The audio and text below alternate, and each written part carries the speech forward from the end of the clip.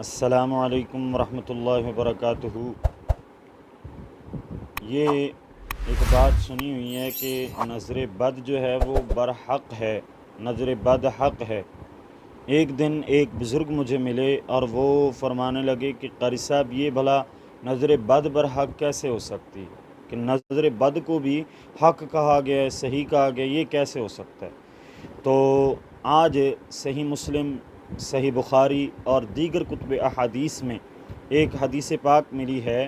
آپ صلی اللہ علیہ وسلم نے فرمایا کہ نظر بد العین حق، کہ نظر بد حق ہے۔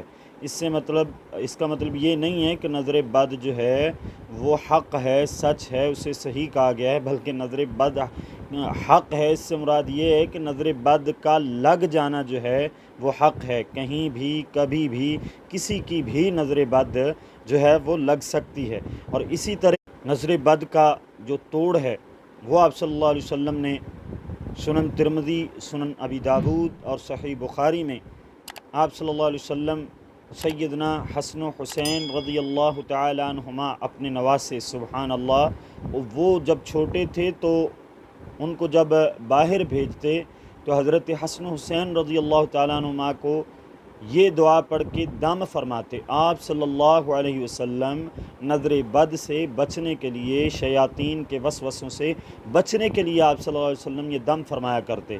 وہ دم کیا تھا؟ اعوذ بکلمات اللہ التامہ من کل شیطان وہامہ ومن کل عین لامہ۔ اگر ہم بھی اپنے بچوں کو یہ دعا کر کے باہر بھیجیں تو اللہ تعالی ہر شر سے محفوظ فرمائے گا۔